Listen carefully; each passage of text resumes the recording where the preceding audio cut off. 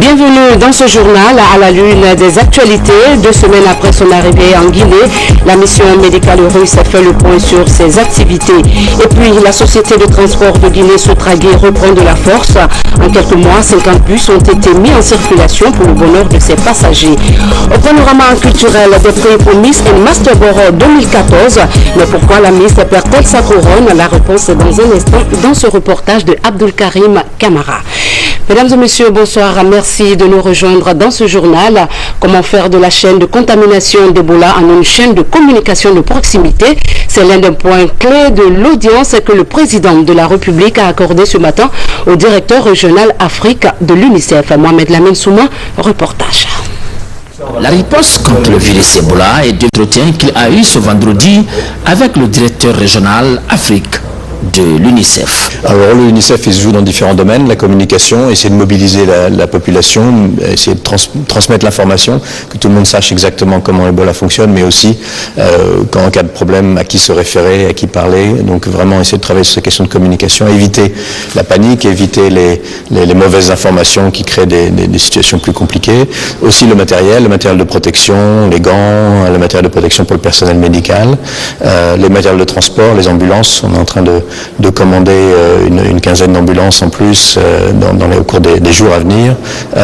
Donc tout ce travail qui est fait au fond pour essayer d'aider dans notre partie de la réponse. Évidemment, la réponse, elle se fait avec tous les autres partenaires, MSF, l'OMS, tous les autres qui s'engagent et surtout, évidemment, le leadership du gouvernement. Selon les statistiques officielles, l'épidémie d'Ebola a fait plus de 400 morts en Guinée.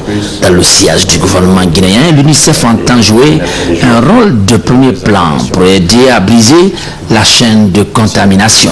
Le rôle de l'UNICEF dans ce cadre-là est de voir comment on pouvait augmenter notre rôle, aussi le rôle qu'on joue, soit en matière de communication, en matière d'approvisionnement, en matière de transport, tous les moyens qu'on peut essayer de déployer pour aider la Guinée, mais aussi féliciter le président pour les efforts qui ont été faits déjà en Guinée. Comme on le voit, le président Alpha Condé et Emmanuel Fontaine ont convenu de renforcer la communication de proximité afin de briser la chaîne de contamination, telle que définie dans le nouveau plan d'urgence sanitaire lancé jeudi 11 septembre par le gouvernement guinéen. On se souvient de l'arrivée en Guinée du laboratoire mobile russe du dépistage de la fièvre hémorragique Ebola. À son bord, des médecins virologues russes ont travaillé activement sur plus de 200 échantillons prélevés sur des cas suspects et confirmés. Les études indiquent que les équipements du labo mobile répondent convenablement aux normes internationales d'analyse biomédicale à Soré de Kera. Plus de 2 semaines après l'arrivée d'une équipe de virologues russes à Conakry, la mission médicale fait le point des activités réalisées. Confirmées de fièvre hémorragique à virus Ebola. Les performances du laboratoire mobile sont ainsi mises en exergue par 10 épidémiologistes russes de renommée internationale.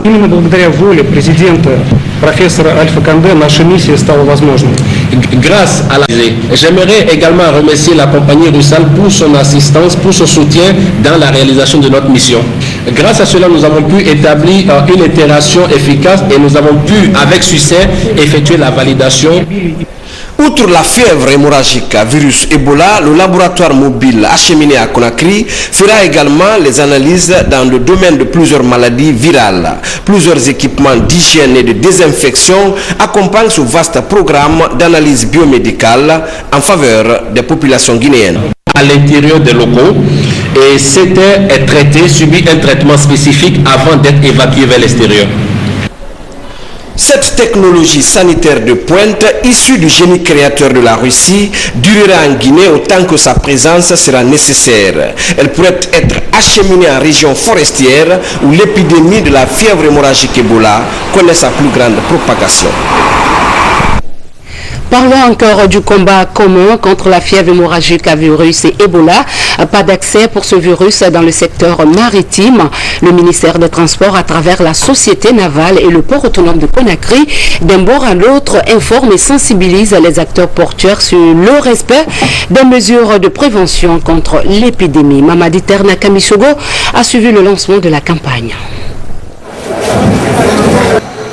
C'est par le très populaire port de pêche artisanal de Boulbiné que la caravane de la société navale guinéenne et du port autonome de Conakry a entamé la sensibilisation sur les mesures préventives contre Ebola. Le secteur maritime, le ministère des Transports, pour accompagner le gouvernement, le professeur Alpha Condé, nous nous sommes mobilisés pour relayer le message de prévention, de sensibilisation, des petits gestes qui peuvent faire la différence. J'avoue que particulièrement au niveau du port, les dispositions sont prises et nous n'avons encore enregistré aucun cas, heureusement.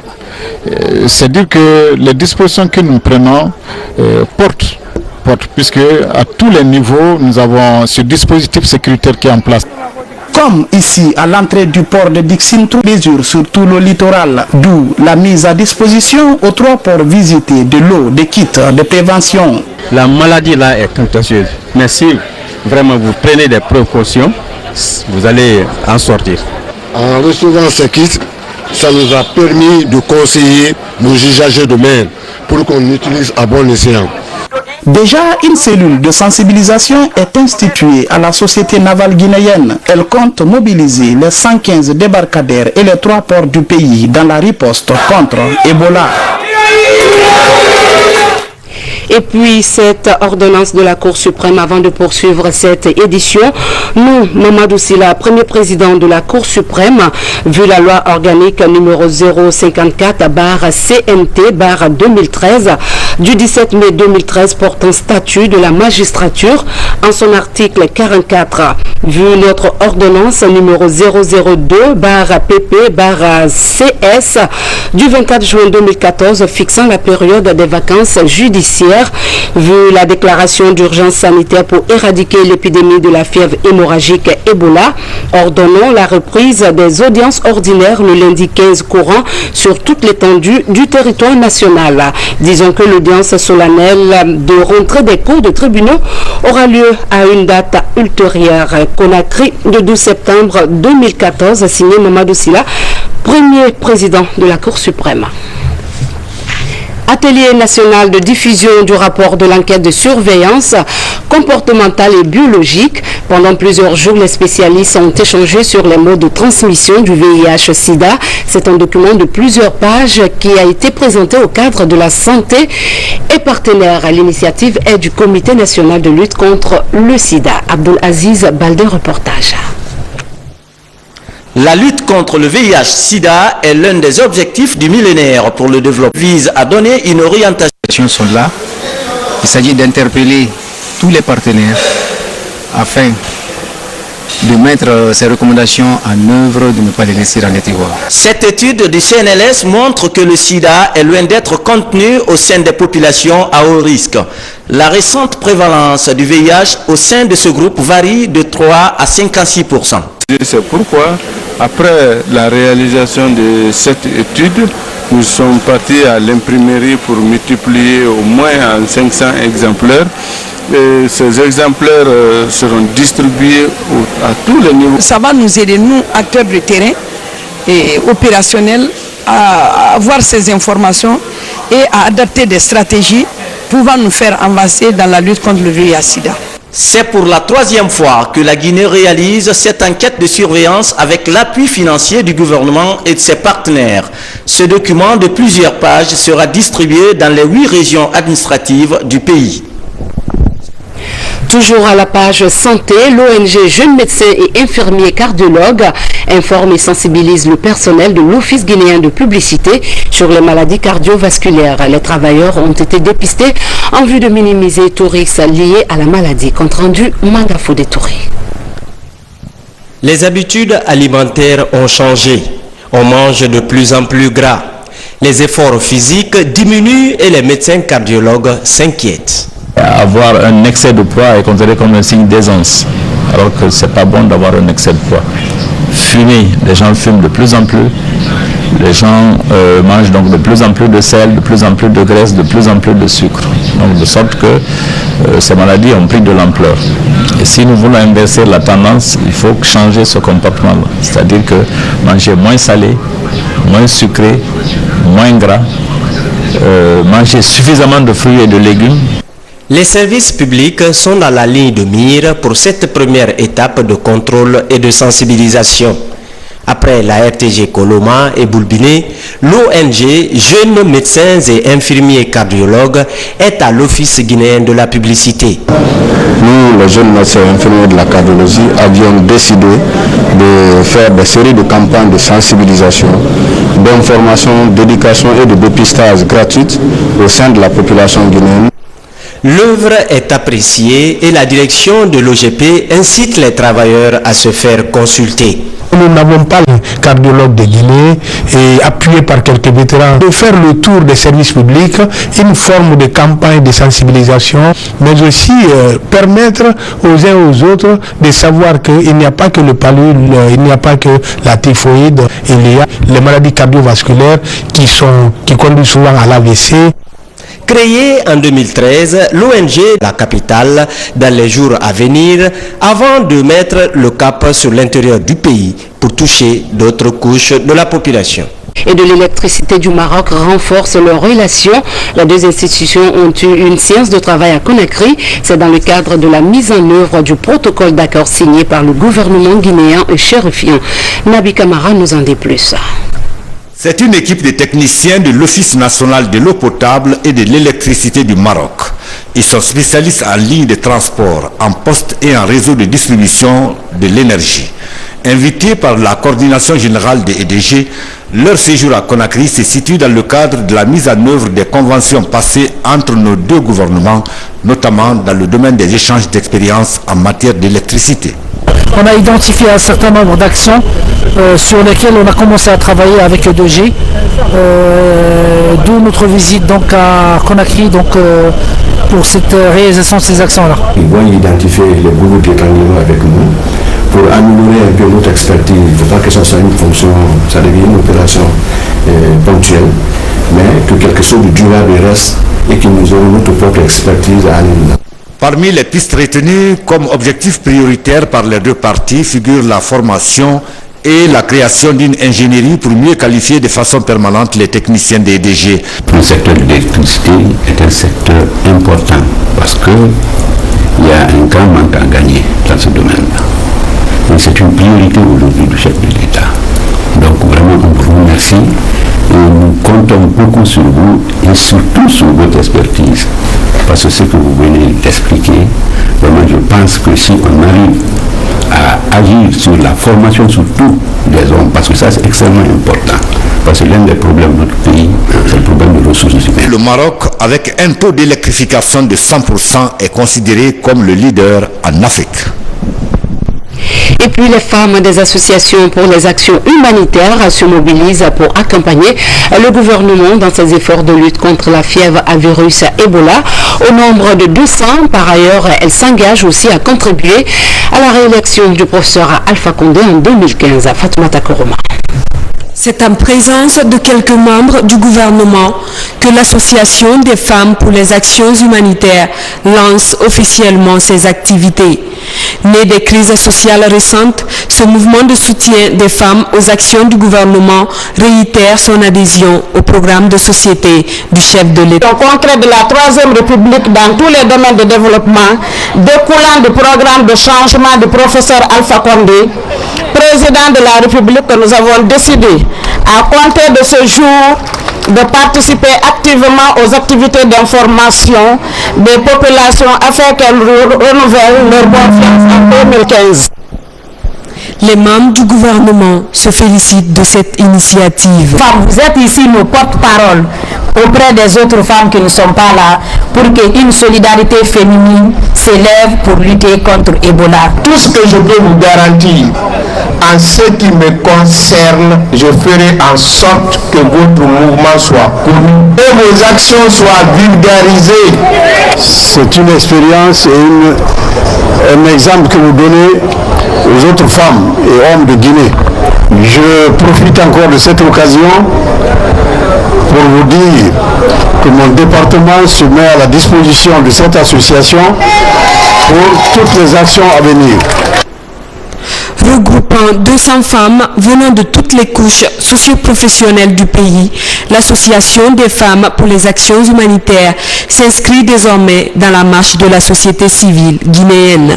Les premières actions de cette association sont attendues sur le front de la lutte contre Ebola. Une mission gouvernementale séjourne dans la région administrative de Boké. Elle a pour tâche d'inviter les acteurs et partenaires au développement de valoriser les activités du ministère des Guinéens de l'étranger. Marie-Angélique Bangora pour en savoir un peu plus. C'est une retraite décisive pour le ministère délégué des Guinéens de l'étranger. Pendant 3 jours, elle va permettre au département d'avoir une meilleure visibilité de ses actions qu'impose la nouvelle mission gouvernementale. C'est dans le souci d'exécuter cette mission que j'ai décidé d'initier la présente retraite ici à Boké, dont le thème central est intitulé Problématique d'une bonne gestion de la diaspora guinéenne et son implication dans le processus de développement national. L'ensemble du cabinet est mobilisé pour le succès de cette ambition. À travers des thématiques bien structurées, chaque acteur va défendre un des piliers de ce département dédié à la diaspora guinéenne. L'enjeu essentiel de cette retraite pour nous est de sortir avec un document cadre mettant en exergue un plan d'action, une espèce de feuille de route qui nous permettre d'évaluer et de suivre une ligne directrice dans l'exécution de la feuille de mission remise par son Excellence le Président de la République. Les transferts de fonds, le recensement, l'appui et la promotion des œuvres artistiques et la problématique de l'acquisition de la propriété foncière pour les Guinéens de l'étranger sont entre autres thèmes à débattre durant cette retraite. Direction à présent Farana pour promouvoir l'égalité des sexes, tenue d'une session de formation sur le sujet. La rencontre destinée au personnel de la police et de la gendarmerie est d'amener ces cadres à s'approprier du contenu de la Convention sur l'élimination de toute forme de discrimination. Adi Kamara nous signe ce reportage. C'est une rencontre qui a regroupé ici à Farana les agents de la police, de la gendarmerie et des tribunaux pour discuter de l'ensemble des questions concernant la promotion du genre en Guinée. Une manière de respecter et faire respecter la Convention sur l'élimination de toutes les formes de discrimination à l'égard des femmes. Le gouvernement guinéen, à la lumière des conventions internationales auxquelles il a adhéré, traduira en actes concrets les résultats et recommandations auxquelles vous êtes parvenus. Le contenu de tous les documents relatifs à la santé de la reproduction et à la lutte contre le VIH-Sida doit être maîtrisé par les services judiciaires de sécurité et de défense nationale en vue de garantir son application sur le terrain. Cette formation a donné un plus pour les participants et participantes et nous serons en mesure de l'appliquer, nous serons en mesure de défendre les droits des femmes dans nos unités, que ce soit dans les commissariats, dans les gendarmeries, dans les tribunaux. On a reçu beaucoup de choses. Ce qu'on ne savait pas sur les droits des femmes, aujourd'hui nous l'avons suivi et nous sommes en mesure maintenant de respecter les droits que nous avons d'habitude brimés au niveau des femmes.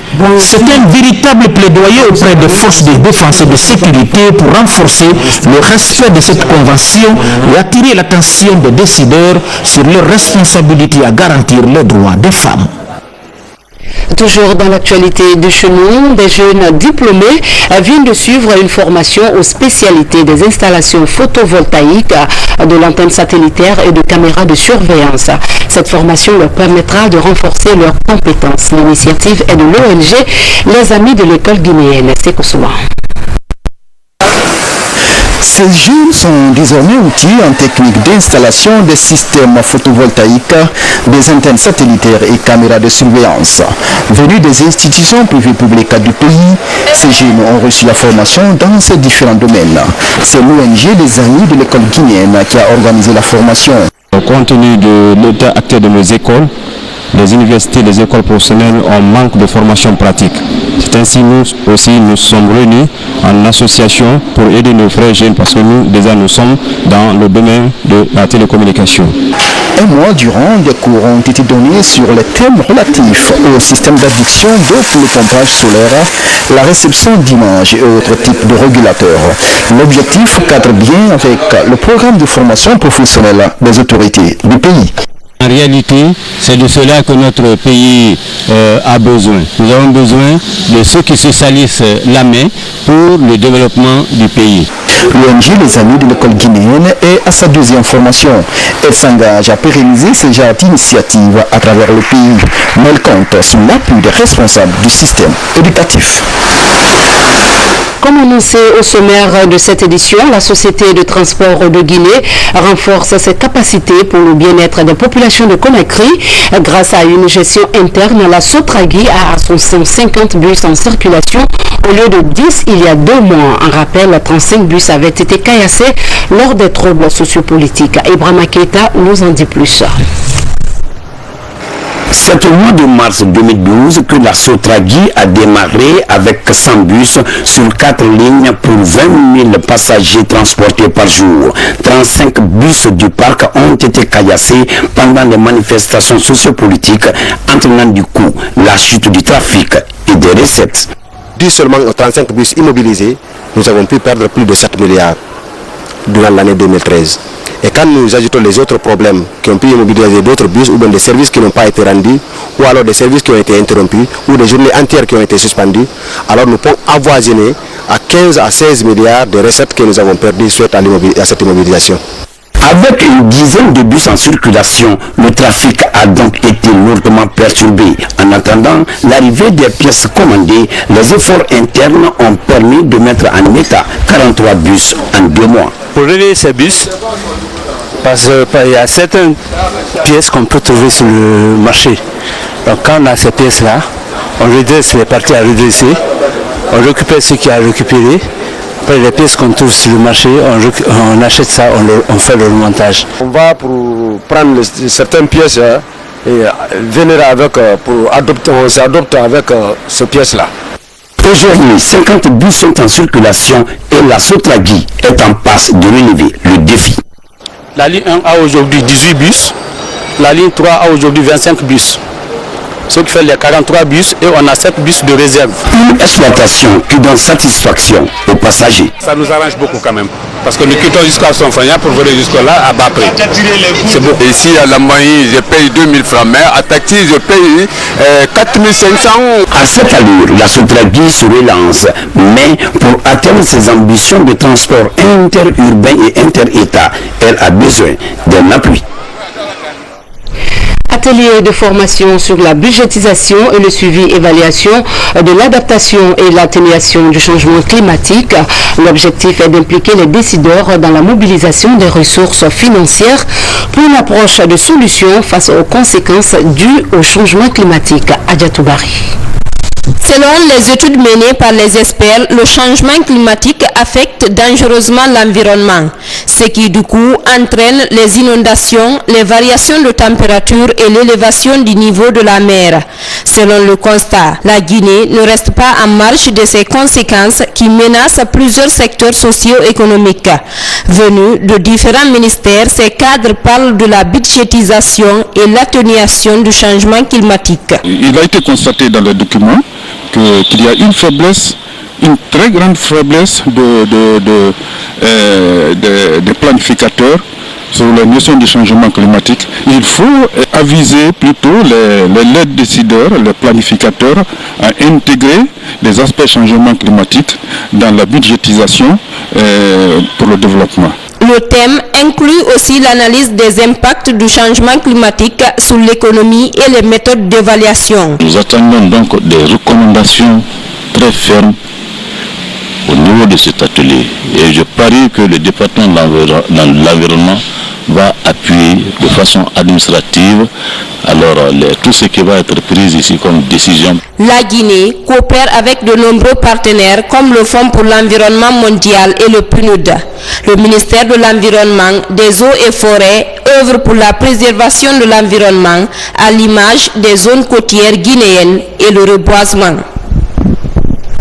Culture, avant de clore ce journal, la Miss et Master Board 2014, la structure System a remis des prix aux lauréats de ce concours au compte de la 9e édition. Mais tenez-vous bien, la plus belle intello des universités perd sa couronne pour violation du règlement intérieur de la structure. Abdul Karim Kamara pour en savoir davantage. La lutte contre la fièvre hémorragique virale Ebola est devenue l'affaire de tous. Dans le milieu des jeunes, toutes les organisations culturelles sont thématiques et proposent une implication de la jeunesse pour sensibiliser les populations. C'est l'objectif que s'est fixé la nouvelle Miss University en plus du thème de l'éducation. On s'attendait tout à gagner, donc récupérer la couronne, c'est encore, ça me va droit au cœur et que je pourrais faire ce que j'avais prévu de faire durant mon mandat. C'est un plaisir pour moi. Élue première dauphine lors du concours, Barry Aïssatou hérite de la couronne après une faute de la Miss elle-même, accusée d'avoir violé les règlements. C'est des violations de principe, je dirais de règlement intérieur. Bon, c'est pas de sa faute. Les jeunes filles, je les comprends. Raison pour laquelle on a fait la chose à l'amiable. Elle ne savait pas, sa commission culturelle elle n'a pas pris connaissance des critères obligatoires de sélection qui prévoient être célibataire sans enfant. Donc c'est dangereux qu'une fille fiancée vienne participer à ce concours. Le respect des règles, voilà ce qui devrait accompagner la promotion culturelle en cours, de l'avis même des partenaires de SAESCOM venus soutenir la beauté physique et intellectuelle. On ne peut que s'associer à ce genre d'événement dans la mesure où ça vient justement pour motiver un peu la jeunesse guinéenne. La structure organisatrice a également remis les enveloppes aux Miss et Master Board 2014. Voilà, nous sommes au terme de cette édition. Merci de votre aimable fidélité à la télévision nationale et passez une douce nuit en compagnie de nos programmes. Bonsoir à tous.